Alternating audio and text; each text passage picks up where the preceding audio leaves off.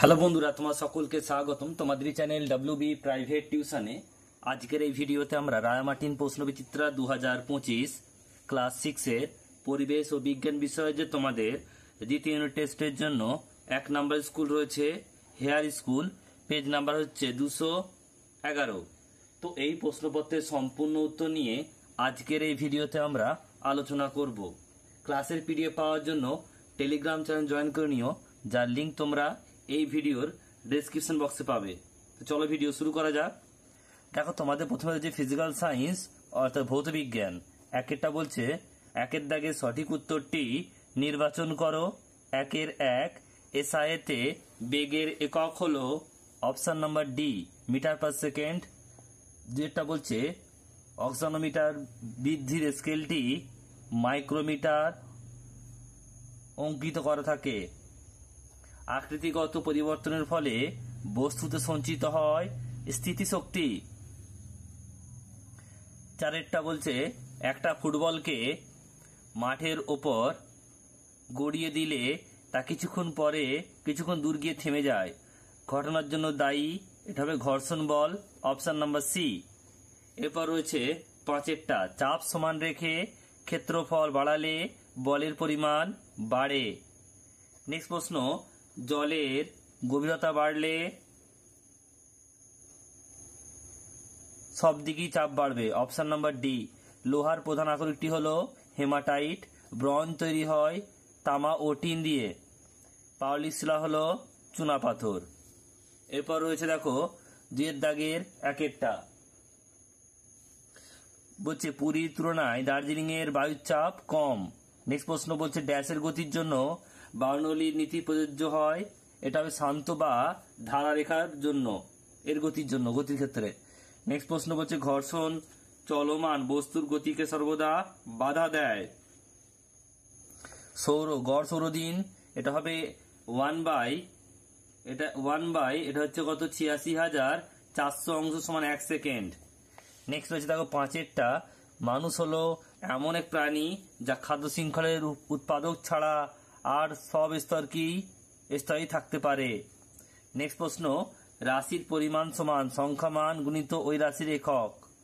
LPG এর পুরো নাম কি? Liquefied petroleum gas. নেক্সট রয়েছে পরেরটা ঠিক ভুল। 1-টা বলছে পরিমাপযোগ্য প্রাকৃতিক বিষয়কে বলে ভৌত রাশি, ঠিক। প্রাণীদের বেড়ে ওঠার সময় সব অঙ্গুলি একই হারে বেড়ে ওঠে, ভুল। সাপ খাদক হলেও খাদ্য নয়, ভুল। কোনো বস্তুর স্থিতি ও গতি হলো আপেক্ষিক, ঠিক। বলের তরলের চাপ তার মোট আয়তন ও ওজনের উপর নির্ভর করে, ভুল। বলছে স্ট্র ব্যবহার করে ঠান্ডা পানীয় পান করা সম্ভব হয় বায়ুর ঊর্ধ্বচাপের জন্য, এটা ভুল। ধাতুর খঞ্জগুলির হলো ধাতুর আকরিক, ঠিক। এরপর রয়েছে দেখো স্তম্ভ মেলাতে হবে 4-এর দাগের 1-টা ওজন, এটা হবে বি অর্থাৎ কি অভিকর্ষ। চুম্বকের সমমেরু এটা হবে ডি বিকর্ষণ। ছুরির ধার অংশ এটা হবে এফ চাপ বেশি। উটের পা এটা হবে ই অর্থাৎ চাপ কম। এরপর হচ্ছে সময় এটা সি হবে অর্থাৎ কি সৌরদিন। আর সাধারণ তুলাযন্ত্র এটা হবে এ গ্রাম।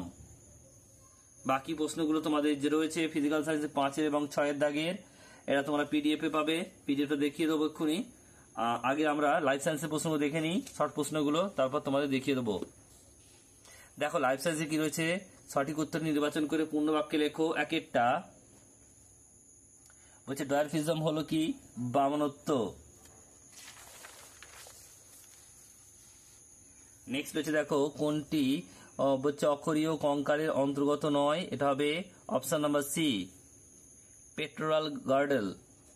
পাঁজরের ফাঁকে অবস্থিত পেশিগুলিকে বলে বলছে পঞ্জর পেশি।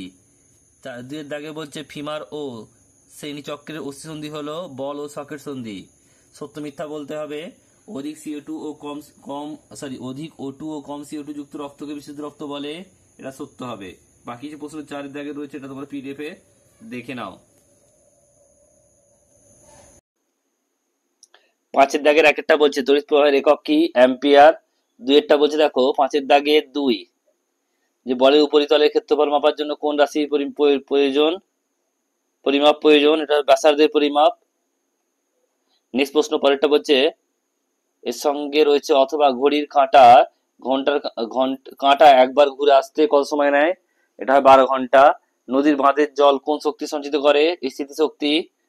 এরপরে রয়েছে খাদ্য পিরামিডের কোন স্তরে জীবের সংখ্যা সবচেয়ে বেশি, উৎপাদক স্তরে।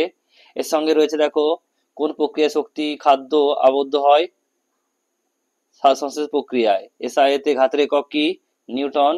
আর এটা পরে ছয়টা বলছে আমরা বায়ুর চাপ অনুভব করি না কেন, উত্তর দেখে নাও। এর সঙ্গে অথবা রয়েছে যে বিমানের ডানার কোন বৈশিষ্ট্যের জন্য বিমান ওপরে ওঠে।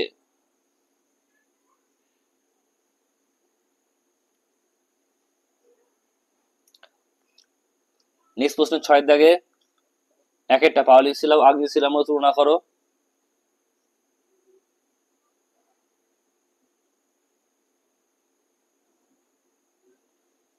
এর সঙ্গে রয়েছে জীবাশ্ম কিভাবে সৃষ্টি হয়।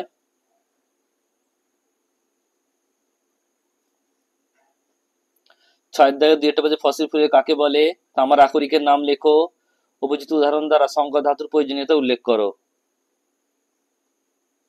ফসিল ফুয়েল কাকে বলে, তামার আকরিকের নাম, আর তার উদাহরণ, সুবিধাগুলি কি কি। এরপর তোমাদের রয়েছে দেখো, এবার তোমাদের লাইফ সায়েন্সে রয়েছে দেখো চারের দাগের মানব হৃৎপিণ্ডের চিত্র অঙ্কন করো, বিভিন্ন অংশ দেখাতে বলেছে, দেখে নাও।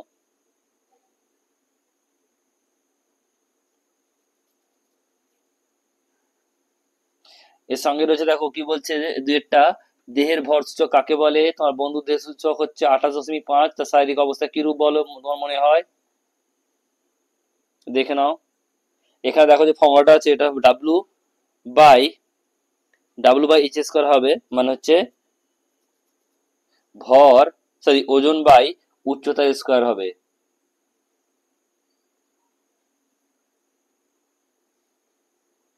এর সঙ্গে রয়েছে রক্তকণিকার কাজগুলি কি কি লিখতে হবে।